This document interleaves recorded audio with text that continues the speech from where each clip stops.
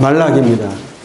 말라기는 하나님의 가슴 아픈 사랑 이야기라고 우리가 이야기하고 있습니다. 포로 이후 마지막 예언서 말라기입니다. 에스라, 느헤미야, 또 에스더, 학개, 스가랴 같은 5권은 포로 후기의 문서 중에 성전 재건 또는 백성의 개혁, 성벽 재건이라는 분명한 정황과 상황이 있었습니다. 그러나 말라기는 성전도 재건되었고 성벽도 완성되어졌고 성전을 중심으로 포로 귀한 자들이 이스라엘의 회복을 꿈꾸면서 살아왔던 그 공동체에게 말씀하시는 겁니다. 그런데 느헤미야가 아마 사역이 끝나고 그로부터 한 10년 정도 지나서의 말라기 이야기입니다. 그러니까 느헤미야가 1년 다녀온 사이에 그런 일들도 있었는데 느헤미야 사역 이후에 10년 지나서의 말라기 이야기. 그 말라기의 이야기, 그 10년 사이에 어떤 일이 있었냐? 신앙이 형식화되었습니다. 제사의식이 부패한 상황으로 돌아갔다라는 겁니다. 말라기는 나의 사자, 나의 천사라는 뜻을 갖고 있습니다. 개인적인 삶에 대한 언급이 없습니다.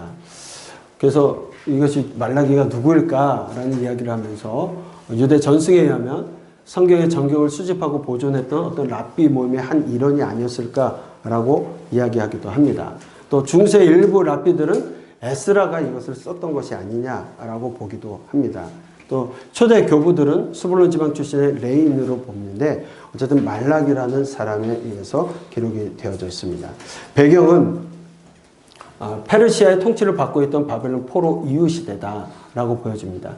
느헤미야가 활동했던 시기에서부터 한 10여 년으로 보게 되는데 성전에서 희생제사가 드려지고 있었고 성전 재건 후 성전에 하나님의 영광이 임하리는 예언이 그럼에도 불구하고 아직 실현되기 이전의 모습이었다는 겁니다. 또 신앙적 회의로 인한 종교적 의식의 형식화되어진 것. 그러니까 성전이 지어지고도 많은 시간이 지나면서 그들이 분명히 학개 스가랴를 통해서도 주어진 말씀이 있고 하나님께서 복을 주신다고 했는데 그 나라가 임해야 되는데 아직 임하지 않은 겁니다. 그러면서 오히려 신앙적인 회의로 인해서 종교적인 형식화가 이루어지고 있었다는 것. 신앙의 열정이 식어서 타락한 상황의 배경을 가지고 있습니다. 유대지방 총독들의 모습을 보게 되어지고요. 이 유대지방 그 근거로 해서 페르시아 제국 시기의 마지막 모습이 아니었을까 하는 생각을 가지고 있습니다. 네, 기록연대입니다. 기록연대는 432년에서 424년으로 보고 있습니다. 성전이 재건된 해로부터 꽤 많은 시간이 흘렀습니다. 80여 년의 시간이 넘어가는 거죠. 16년부터 해서 1장 2절로 6절에 근거하면 남유다가 에돔의 영향에서 완전히 벗어난 시기를 5세기경으로 추정을 하고 있습니다. 또 1장 8절에 페카, 총독 폐하라는 단어를 쓰게 되는데 이 페르시아 제국의 총독 관직에 대한 용어였다는 것을 보아서 우리가 432년에서 424년경으로 그 기간을 보고 있습니다. 또 이 문제가 무엇이 되냐면 제사장들이 부패하였고 11조를 무시하고 제사장이 부패하고 11조가 무시되었다. 결국 이런 일들을 통하여서 어떤 일들이 생겨집니까? 제사가 제대로 이루어지지 않고 있다. 예배가 제대로 이루어지지 않고 있다. 예배가 형식화되고 있다는 걸 보여주고 있고 아직도 여전히 이방 여인과 결혼 문제가 남아 있습니다. 이런 느헤미야가 두 번째 돌아와서 성전을 개혁하면서 나왔던 죄와 동일한 이야기들이 있다는 겁니다. 네, 그런 시기로 우리가 볼 수 있습니다. 기록 목적입니다. 하나님께 경외함이 없이 이스라엘 율법과 제사를 무시하는 신앙의 형식화와 도덕화에 대한 이야기들을 책망하십니다. 그럼에도 불구하고 그 하나님의 신실하신 사랑하심, 끝까지 포기하지 아니하시는 정말 눈물 어린 사랑의 이야기가 말라기 이야기입니다. 그리고 제사장의 임무가 무엇인지를, 특별히 제사장이 어떠한 역할을 해야 되는지를, 제사장이 무너졌을 때, 제사가 무너졌을 때 어떤 일이 벌어지는지를 이야기하고 있는 겁니다. 하나님의 구원과 심판을 행할 여호와의 사자 보내주실 것을 경고하면서 마무리되어지고 있습니다. 전체 보겠습니다. 사실 제가 30분 동안 이야기를 할 텐데 30분이면 이 4장은 여러 번 읽을 겁니다. 그렇죠? 4장밖에 되지 않습니다. 왜 4장입니까? 하나님 떠나면 사망입니다. 사망. 그래서 4장입니다. 다른 편으로 보면 하나님의 가슴 시린 사랑 이야기입니다. 그래서 4장입니다. 논쟁 형식이 주요 내용이 제사장들과 백성들의 타락에 대한 이야기를 하고 있습니다. 그래서 전체 틀을 보시게 되어진다면 무시당하는 하나님의 사랑의 고백이 하나님의 한탄조로 해서 나타나게 되어지고요. 그다음 1장 6절로부터 3장 18절까지는 유다를 향한 하나님의 경고의 메시지인데, 먼저는 제사장들을 향한 하나님의 경고입니다. 제사장들이 죄가 있다라는 겁니다. 그래서 하나님의 경고의 메시지가 주어지게 되고, 유다 백성들은 하나님의 경고입니다. 거짓을 행하고 유다의 악들에 대한 거, 도둑질하는 유다들, 그리고 유다의 교만과 주께서 정하신 날에 대한 이야기를 하고, 그럼에도 하나님께서 그런 일들로 인하여서 유다를 심판할 수밖에 없음을 이야기하시면서도 여호와께서 정하신 날, 그날 심판에 임하겠지만 회복에 대한 약속도 얘기합니다. 엘리야의 등장에 대한 예언을 통해서 그 하나님의 마음을 전달하고 계시는 겁니다. 자, 하나님과 논쟁 형식이라고 우리는 보고 얘기들 많이 합니다. 보게 되면 말라기에는 하나님의 한탄, 이것을 논쟁 형식으로 표현했다라고 하고 있습니다. 근데 이 내용은 조금 여러분들 잘 생각하셔야 되는 게, 논쟁이 아니죠. 논쟁은 아닙니다. 엄밀히 따지자면 하나님의 섭섭하신 마음을 뭐라고 표현해야 될까요? 한탄이라고 하기에도 뭐하고, 하나님의 한탄스러운 독백이라고 해야 될까요? 참 무시당하는 그 하나님의 마음을 하나님께서 말씀하시는 겁니다. 쉽게 얘기하면 이런 거죠. 시어머니가 며느리하고 생활을 하는데, 이 며느리가 시어머니한테 뭐라고 막 다다다닥 한 것 같아요. 그랬더니 이 시어머니가 나중에 아들이 왔을 때, 야, 아들아, 내가 며느리한테 이렇게 얘기했더니 걔 나한테 이러더라. 이거하고는 비교가 되지 않는 이야기지만 마치 그러한 모습으로 하나님께서 말라기 선지자를 통해서 말씀하시는 거예요. 내가 이랬더니 너희는 이러더라. 그 이야기가 뭡니까? 내가 너희를 사랑했다. 내가 너희를 사랑하노라. 아니, 주께서 어떻게 우리를 사랑했습니까? 하나님께서 천년을 하루와 같이 이스라엘 백성들을 사랑하셨어요. 처음부터 에덴 동산을 창설하시고 하나님 함께하고 싶었던 마음이 인간의 범죄로 말미암아 그 모든 꿈이 깨어졌을 때, 하나님께서는 족장들을 통하여서, 그들의 제사를 통하여서도 만나주셨고, 성막을 지어서 성막에서 만나주시고, 그리고 성전을 지었을 때 인간이 만든 그 건물 안에 들어와 계시지 않습니까? 생각해 보십시오. 하나님은 어떤 하나님이십니까? 천지 만물을 창조하신 분입니다. 그 하나님은요, 우리가 생각하시는 것보다 더 크고 위대하신 하나님이세요. 우주를 창설하신 분이 하나님이세요. 그 하나님께서 하나님의 인간과 만나시기 위해서 성막이라는 곳을 만드시고, 지성소를 만들고, 법궤 위에 속죄소라고 하는 요만한 크기의 그곳에서 임하시겠다라는 거. 지성소의 크기가 7평밖에 되지 않습니다. 그 하나님께서, 우주 만물의 창조주 하나님께서 인간과 함께하고 있습니다. 그러면서 우리를 만나주시고, 그럼에도 떠나가고 돌아오라고 해도 떠나가는 그 백성들에게 하나님 여러 가지 선지자를 통하여서 어떤 표현을 하면 좋을까 해서 부부간의 사랑의 이야기로, 남녀간의 사랑의 이야기로 그렇게 설명하시면서 돌아오라고 해도 돌아오지 않습니다. 이후에 하나님께서는 인간의 육신의 옷을 입고 이 땅에 오시죠. 하나님 함께 하시기 위해서. 그리고 지금은 성령님을 보내주셔서, 그래서 성령을 통하여 우리가 어떻게 살아가는 것이 하나님의 뜻인지를 깨닫게 하시고, 하나님의 백성으로 살아가게 하시고, 마지막 새 예루살렘에서 하나님께서 무엇 하시느냐? 함께 하시겠다라고 약속하시고, 그렇게 하나님 우리를 사랑하셨어요. 이스라엘 백성들에게 구약에 통해서 지속적으로 사랑함을 보여주셨고, 한 100% 우리를 사랑하셨기 때문에 내가 너희를 사랑한다 했는데, 이스라엘 백성들 하는 말이 어떻게 우리를 사랑했습니까? 그 하나님의 애달픈 마음, 그 몰라주는 그 이스라엘 백성을 향하여 말라기 선지자 이후에 400년이나 침묵하시고, 그리고 어떻게 사랑했냐고? 내가 너희를 이처럼 사랑했다. 예수 그리스도로 이 땅에 오심을 이야기하는 내용들입니다. 두 번째는 너희가 나를 멸시했다. 내가 아버지일진데 나를 공경함이 어디 있느냐? 내가 주인일진데 나를 두려워함이 어디 있느냐? 아니, 우리가 어떻게 주의 이름을 멸시했습니까? 아니, 우리가 할 만큼 하지 않았습니까? 여호와 하나님께서 너희가 여호와의 식탁을 경멸히 여길 것이다 라고 말합니다. 또 말씀하십니다. 너희의 헌물을 밟지 않겠다. 다시는 너희 헌물을 밟지도 않겠노라. 아니, 어찌 됨입니까? 우리가 드리는데 왜 하나님 받지 않습니까? 너희가 서약한 아내에게 거짓을 행했다라는 말씀을 하십니다. 또 너희가 나를 괴롭게 하였다. 너희가 말로 나를 괴롭게 했다. 아니, 우리가 어떻게 여호와를 괴롭혔습니까? 너희가 말하기를 악이 선하며 정의 하나님이 어디 계시냐?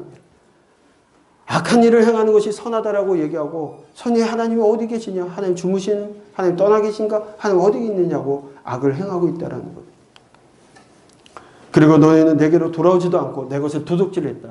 너희가 나의 규례를 떠나 지키지 아니하였도다. 내게 돌아오라. 그리하면 나도 너에게로 돌아가리라. 돌아오기만 한다면 하나님 지속적으로 용서하시는 하나님이심을 마지막까지 얘기하는데, 이스라엘 백성, 우리가 어떻게 해야 돌아가겠습니까? 어떻게 사람들이 나의 것을 도둑질하느냐? 그러나 너희는 나의 것을 도둑질하였다. 아니, 우리가 어떤 것을, 주의 것을 도둑질했습니까? 11조와 봉헌물을 니들이 도둑질하지 않았느냐? 말씀하시고, 너희가 나를 대적했다. 완악한 말로 나를 대적했다. 아니, 우리가 무슨 말로 주를 대적했습니까? 너희가 하나님을 섬기는 것이 헛되다 합니다. 하나님 섬겨봐야 별거 없구나, 헛되도다 얘기한다는. 하나님께서 그런 마음을 한탄조로 말씀하십니다. 하나님의 경고의 말씀이었습니다. 어떤 예언서도 이렇게 시작되는 예언서가 없었습니다. 하나님께서 그렇게 천년 같은 사랑을, 한결같은 사랑을 지면 터질까봐, 불면 날아갈까봐 애지중지하셨는데 1장 1절에 큰 경고를 할 수밖에 없는 이유가 무엇이겠습니까? 말라기 선지자를 통해서 전달하신 하나님의 마음은 넋두리도 대화도 논쟁도 아닙니다. 포로 귀한 위에 재건된 유다 공동체를 향한 분통 섞인 하나님의 독백의 말씀입니다. 수많은 반역에도 불구하고 천년을 한결같이 사랑하셨고 이스라엘과 맺은 언약을 지키시며 여기까지 끌고 오셨는데, 하나님은 신실하시고 하나님이 약속하신 것을 반드시 이루시는 분이기 때문에 그렇게 끌고 오셨는데, 그 애끓는 하나님의 사랑이 철저히 무시당하고 있는 모습이 바로 지금의 모습이라는 겁니다. 한 맺힌 하나님의 독백입니다. 하나님께 대한 이스라엘 신실하지 못함, 하나님의 정의를 굳게 하고 하나님 무시하는 것, 또 11조와 예물을 도둑질하는 것과 율법과 규례를 지키지 못하는 것들을 얘기하고 있습니다. 그것이 하나님에 대한 불신앙이요, 불순종의 시작이었다는 겁니다. 하나님께서 사랑을 예를 드시기 위해서 에서의 후예인 에돔을 예로 드셔서 얘기하시기도 합니다. 자, 말라기와 신명기 사상에 유사점이 있습니다. 말라기에서도 여호와 하나님의 사랑에 대한 이야기를 하고 아버지와 아들의 관계를 이야기합니다. 또 여호와의 이름, 유일한 신 하나님이심을 이야기합니다. 11조에 대한 말씀을 하시고 레위에 대한 위상을 강조하시면서 말씀하고 있습니다. 이 말씀은 제가 드렸습니다. 그러면서 에서는 미워하였으며, 자, 내가 야곱은 살아갔고 에서는 미워하였으며 계산들을 항폐하게 하였고, 이 말씀을 보면서 내가 야곱은 살아갔고 에서는 미워했다, 운명론적으로 얘기를 하면서 하나님 미리 정하신 대로 그렇게 하시는 거 아니냐, 그 얘기 아니라고 말씀드렸습니다. 창세기를 통해서도 말씀드렸고, 에돔은 기원전 580년 바벨론의 느부갓네살이 예루살렘 성전을 파괴하는 전쟁에 참여했습니다. 이 사건으로 에돔에 대한 저주가 시작되기도 한 겁니다. 그래서 결과적으로 역사적으로는 에돔은 영토를 다시는 회복되지 못한다는 말씀의 예언을 듣게 되고 영토에서 쫓겨납니다. 그리고서 네게부 지역에서 살면서 역사 가운데 이두메인이라고 불려지게 되어지게 됩니다. 하나님께서 천년을 하루같이 사랑하셨는데 어떻게 우리를 사랑하십니까? 절대 잊어서는 안 되는 그 하나님의 사랑, 그 은혜를 깡그리 잊어버린 것을 하나님 마음에 두셨습니다. 두 번째 독백이 이어지게 되어집니다. 제사장들의 죄에 대한 얘기입니다. 마음이 공경함이 없으면요, 말이 함부로 나옵니다. 공경하고 존경하면 존칭하게 되어지는데, 이스라엘 백성들이 율법을 어기고 더러운 떡과 눈멀고 별든 흠 있는 재물을 가지고 와서 희생 재물을 가져오는데, 그것을 막아야 될 제사장들이 의도적으로 묵인하게 됩니다.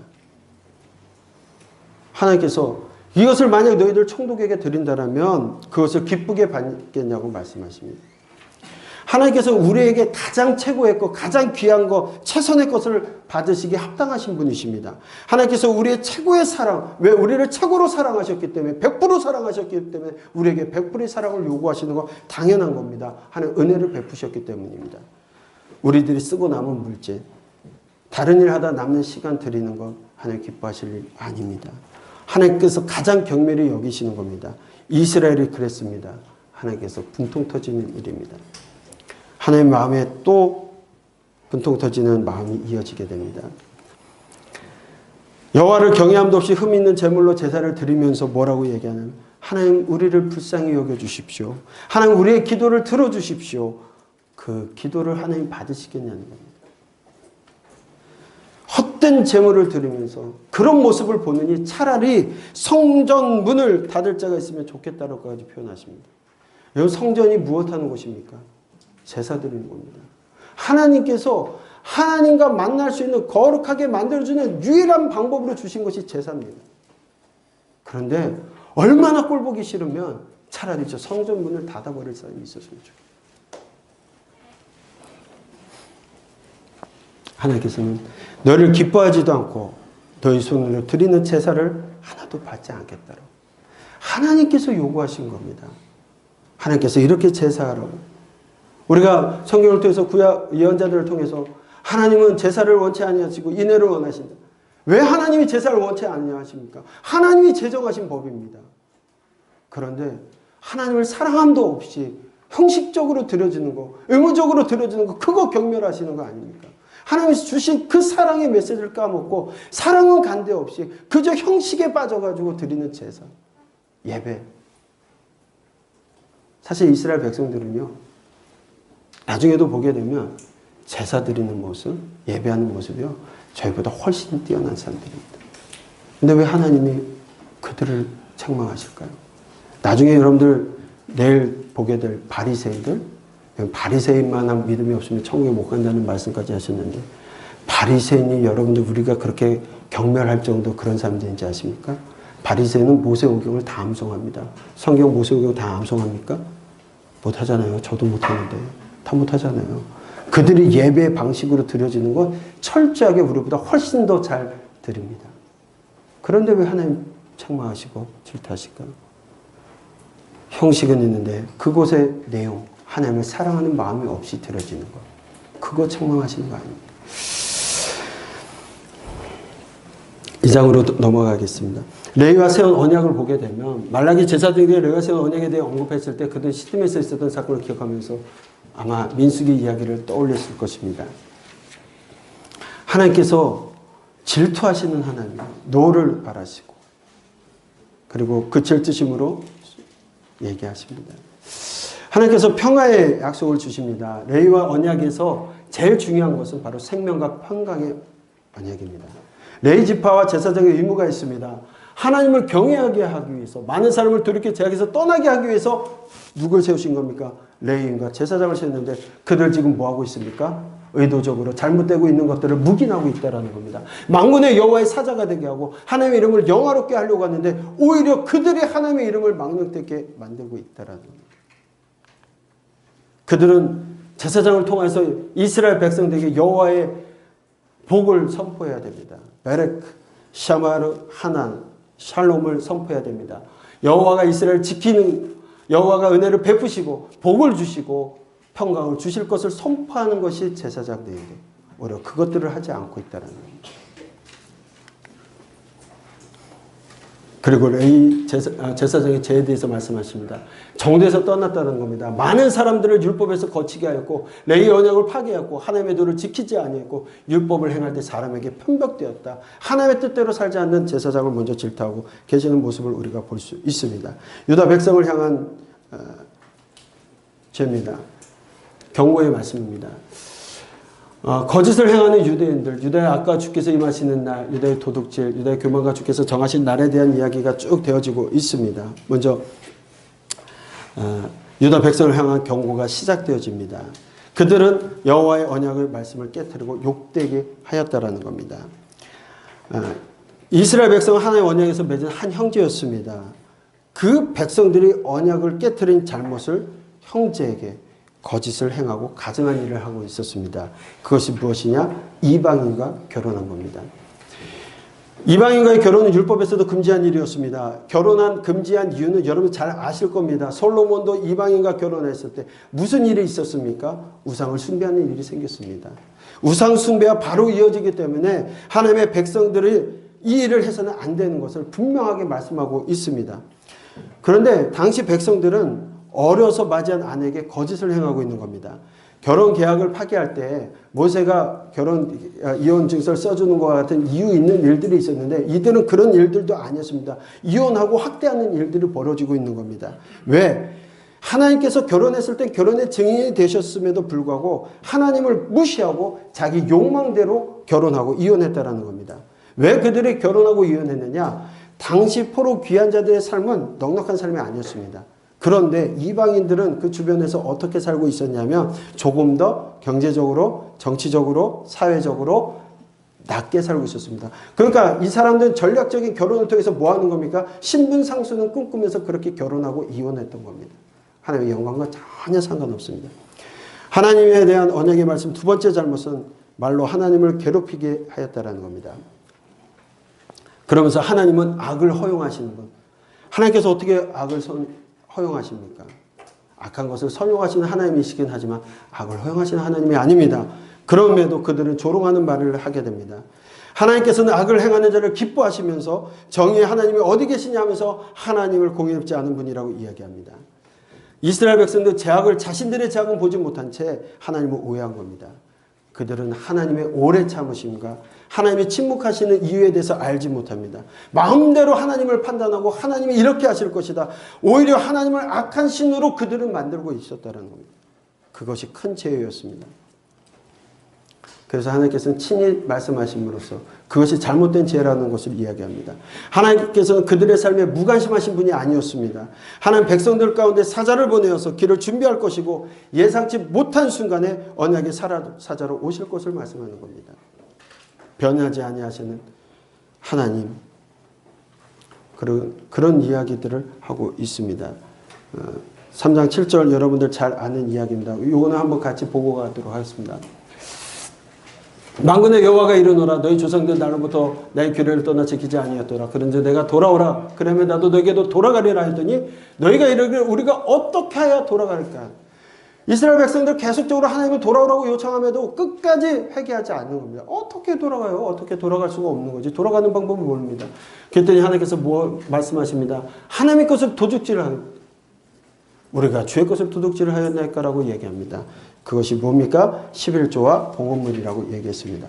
자, 한번 보십시오. 너희가 온 나라가 내 것을 도둑질했으면 너희가 저주를 받았다. 무엇을 도둑질했느냐? 11조라고 얘기했습니다. 봉헌물이라고 얘기했습니다. 그리고 나오는 것이 말라기 3장 10절입니다. 같이 읽겠습니다.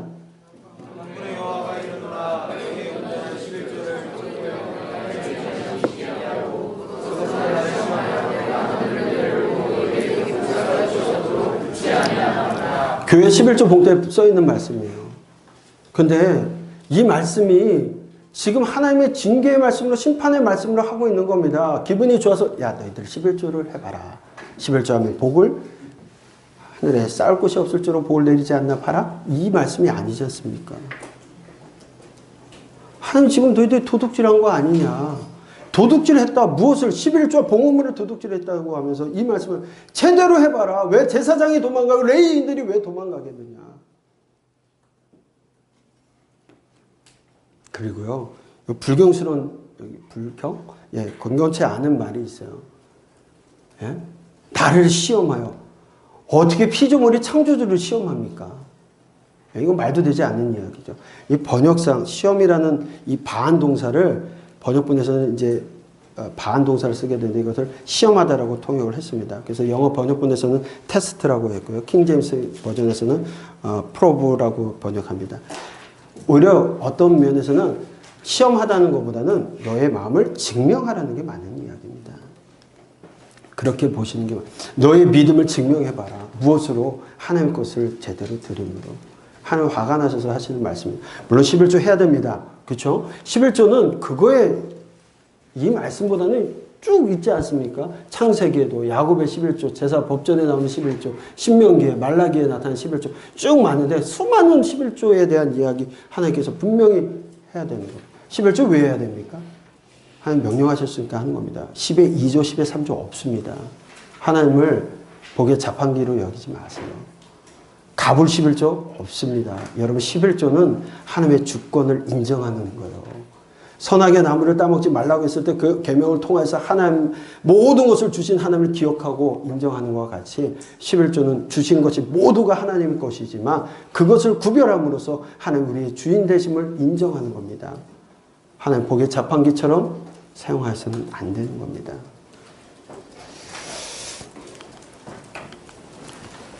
4장의 말씀을 보도록 하겠습니다. 4장 여호와께서 정하신 날 유다를 향한 심판과 회복의 약속입니다. 4장은 여호와의 정하신 날에 임할 유다를 향한 심판과 회복의 약속입니다. 이스라엘을 향한 하나님의 사랑에 대해 백성들은 모른다고 하고 자신들의 잘못을 깨닫지 못하고 그럼에도 불구하고 하나님의 시린 가슴 아픈 사랑 이야기가 나타나고 있습니다. 그들을 향한 심판. 하지만 그 심판으로 끝나는 것이 아니라 회복에 대한 약속을 하고 있습니다. 여호와의 날이 이르면 악인들은 강력한 용광로와 같은 하나님의 심판과 분노에 불태워져 버릴 것입니다. 그러나 하나님을 경외하는 자들은 놀라운 은혜를 체험하고 외양간에서 나온 송아지같이 기뻐 뛰게 될 것이라고 말씀하고 있습니다. 교만한 자를, 악한 자를 심판하신 예고 후에 하나님께서는 그 백성들을 모세의 율법을 기억하라고 말씀하십니다. 이 율법을 기억하라고 당부하는 겁니다. 여호와의 심판이 임하기 전에 선지자 엘리야를 보내서 하나님의 마음을 자녀에게로 돌이키고 또 자녀의 마음을 그들의 아버지께로 돌이키게 할 것이라고 말씀하십니다. 그러나 돌이키지 않는다면 두렵건대 내가 와서 저주로 그 땅을 칠까 하노라 염려하시는 마음이 하나님 말라기서에 기록되어져 있습니다. 말라기서에 기록되어져 있는 이스라엘의 악입니다. 주의 이름을 욕되게 하는 것, 주의 제사를 경멸했던 것, 주의 명령을 마음에 두지 않은 것들, 거짓을 행하였고 가증한 일을 행하는 것, 또 성결을 욕되게 하는 것들, 점치는 것, 간음하는 것, 또 거짓 맹세하는 것, 품굿상에 대해서 억울하게 하는 자, 과부와 거를 압제하는 것, 나그네를 억울하게 하는 것, 주를 경외하지 않는 것들, 주의 것을 도둑질하는 것들, 완악한 말로 주를 대적하는 것들, 교만한 것들, 그 모든 것들이 바로 느헤미야의 개혁이 있어지고 10여 년이 지난 후에 백성들의 모습이었다는 겁니다. 하나님의 예배 공동체, 하나님의 꿈꿨던 신정의 국가가 아닌 타락하고 무너진 모습들을 보게 되어집니다. 말라기를 정리합니다. 말라기는 성전 재건, 성벽이 건축된 이후에 포로 귀한 자들이 성전 중심으로 모여서 이스라엘 회복을 꿈꾸는 이스라엘 공동체에게 하신 말씀입니다.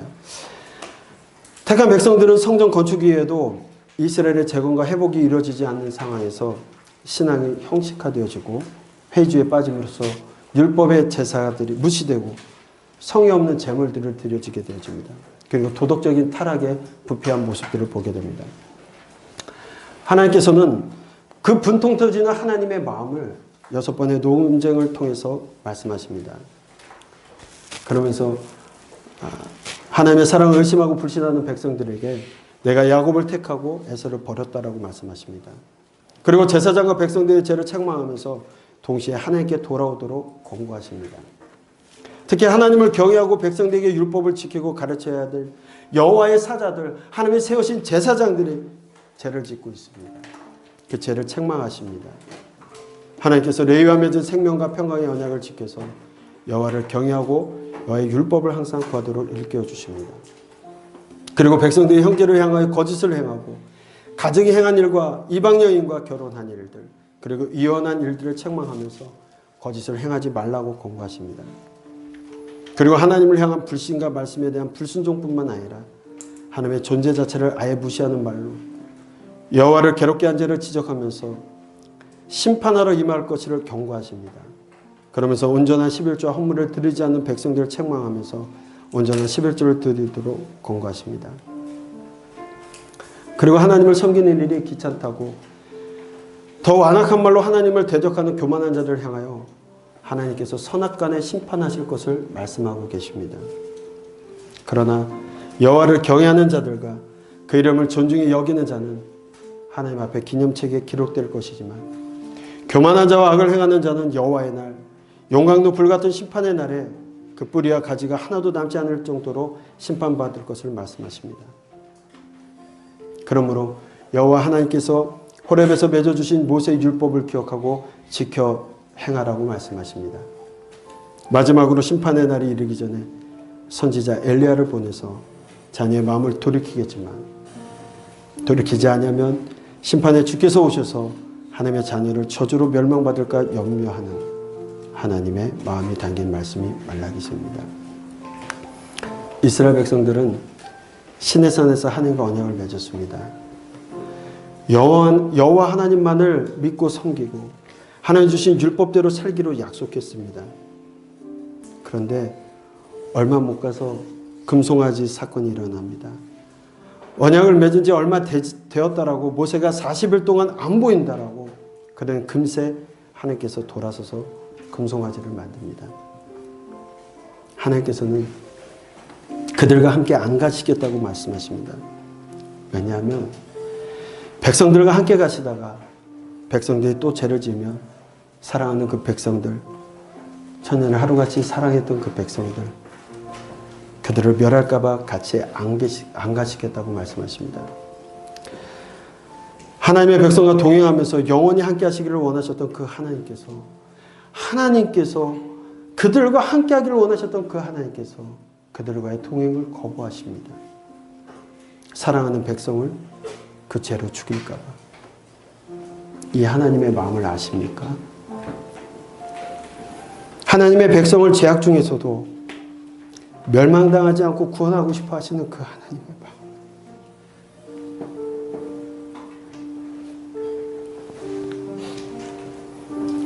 택한 백성을 사랑하시는 그 하나님의 마음이 말라기에서도 나오고 있습니다. 하나님께서 마지막 최종 옐로 카드를 꺼내십니다. 엘리야가 와서 자녀들의 마음을 내게로 돌이키게 하겠지만 끝까지 회개하지 않고 돌이키지 않으면 여호와의 날에 임할 그 무서운 심판과 저주받을 그 대상이 사랑하는 자녀임 너희가 되지 않았으면 좋겠다라고 택한 백성을 염려하시는 그 하나님의 애끓는 철저한 사랑. 혹여 엘리야가 와서 택한 백성을 돌이켜도 돌이키지 않아 죄악 중에 멸망당할까 봐 하나님께서 400년 동안 침묵하시고 보내주신 분이 예수 그리스도십니다. 하나님의 독생자 예수 그리스도를 십자가에 죽이신 그 생명값으로 우리를 사셔서 하나님의 완전한 소유가 되게 하심으로써 자녀들이 다시는 죄 가운데 멸하지 않고 영원히 하나님을 떠나지 않기 위해서였습니다. 여호와께서 우리를 어떻게 사랑하시느냐고 묻는다면 내가 십자가에서 죽음으로 너를 사랑했더라고 대답하시는 그 하나님의 음성. 구약을 통해서 하나님 우리와 함께 하시기 위해서 왕으로 오셨습니다. 하나님이 왕으로 오셨기 때문에 사사시대의 그 어려움 속에서도 하나님은 평화의 시기를 주셨고 하나님이 왕이시기 때문에 이스라엘과의 언약을 신실하게 지켜나가셨습니다. 그런데 이스라엘은 끝까지 왕을 요구합니다. 왕이신 하나님을 무시합니다.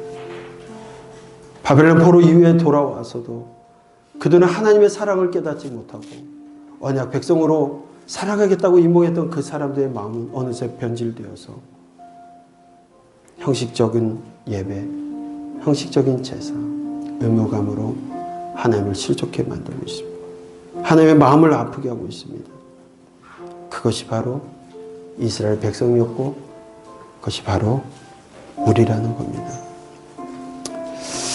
우리 이 시간 함께 기도했으면 좋겠습니다. 하나님, 우리를 하나님의 종으로 세워주셨습니다. 어떠한 어려움이 있더라도 하나님의 뜻을 이뤄가야 될 텐데 어려움이 있고 고난이 있으면 자기들 먹고 살기 위해서 하나님의 일을 팽개치고 돌아만 가는 그 제사장들의 모습이 행여 우리의 모습은 아닌지, 아직도 내 마음에는 출세가, 성공이 왕이신 나의 하나님의 자리를 차지하고 있지는 않은지, 다른 사람들과 비교하면서 우리의 사역을 평가하고 하나님이 나에게 주신 신실한 사명은 잊어버린 채 의무적으로 형식적으로 신앙생활하고 있지는 않은지 이 시간 돌이켜보았으면 좋겠습니다.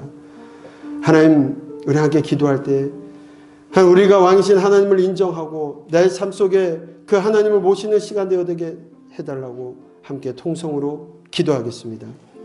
사랑의 하나님 아버지, 감사합니다. 우리를 불쌍히 여겨 주시옵소서. 이스라엘 백성들, 하나님이 천년을 하루같이 사랑하며 하나님의 사랑을 보였는데 하나님이 사랑한다는 고백에 하나님을 어떻게 사랑했냐라고 하나님의 사랑을 알지 못하고 깨닫지 못하는 그 사람들의 모습이 행여 우리의 모습은 아닌지, 하나님의 의무감 때문에, 형식적인 모습 때문에 하나님 우리의 사랑, 하나님의 사랑은 저 멀리 떠나보내고 하나님 의무감으로 예배자의 모습으로 서 있지는 않은지 하나님 우리를 불쌍히 여겨 주시옵소서. 하나님 주신 사명을 잊어버린 지 오래되었고 세상적인 성공과 세상적인 유익을 위해서 살아가고 있지는 않은지, 다른 사람과 비교하면서 하나님 왕이신 하나님이 아니라 내가 왕이 되려 하였고 내가 하나님 주인 되려고 하진 않았는지 우리를 불쌍히 여겨 주시옵소서. 이 시간 하나님 왕이신 하나님을 고백합니다. 왕이신 하나님만을 선포합니다. 우리의 왕이 되어 주시옵시고 하나님 그 말씀에 권위에 순복하는 우리들 되게 도와주시옵소서. 아버지 하나님, 우리들을 불러주시니 감사합니다. 부족한 남녀종들을 불러서 하나님의 사명을 감당하라고 하시니 감사합니다. 하나님의 생명을 걸고 하나님의 뜻에 순복하는 저희들 되어질 수 있도록 인도하여 주시옵소서. 아버지 하나님, 우리를 그렇게 사용하여 주시기를 간절히 소망합니다. 함께하여 주시옵소서. 우리 찬양으로 고백합니다. 왕이신 나의 하나님, 내가 주를 높이고 영원히 주의 이름을 송축하리. 왕이신 나의 하나님, 왕이신 나의 하나님, 내가 주를 높이고 영원히 주의 이름을 송축하리. 우리 다시 한번 기도하실 때 하나님, 나의 사명과 나의 소명을 통하여서 하나님의 주를 높이는 일을 하게 해 주십시오. 영원히 주의 이름을 송축하는 곳에 우리가 있게 하여 주시옵소서.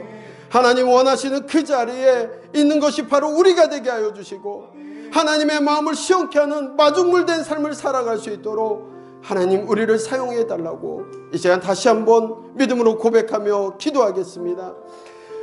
주여 할렐루야 브레라세나 카라브라세 바카라브라세 아버지 오라세나 바카라브라세 바카라브라세 카라바세 하나님 왕이신 나의 하나님, 내가 주님을 높이기를 소망합니다. 하나님 나에게 주신 사명과 소명을 통하여 하나님의 이름만을 높이는 삶을 살아가게 도와주시옵소서. 부족하고 연약하지만 하나님 순종함으로 하나님의 이름을 높이는 사명을 감당할 수 있도록 도와주시옵소서. 아버지 하나님이 그리하여 나를 세우신 줄 믿사옵고 그리하여 하나님 나에게 소명 주신 줄 믿사옵나니 아버지여 주의 이름을 높이는 우리들 에게 도와주시옵소서. 영원히 주의 이름을 송축하겠습니다. 천년을 하루같이 사랑하셨던 하나님, 100% 우리를 사랑하셨던 그 하나님의 사랑을 깨달아 하나님 100%의 사랑을 하나님께 돌려드리기를 소망합니다. 그 하나님의 뜻 가운데 실천하며 살아가는 저희들에게 도와주시옵소서. 하나님 앞에 온전히 사랑을 드리는 신실한 그 하나님의 사랑을 드리는 저희들에게 도와주시옵소서.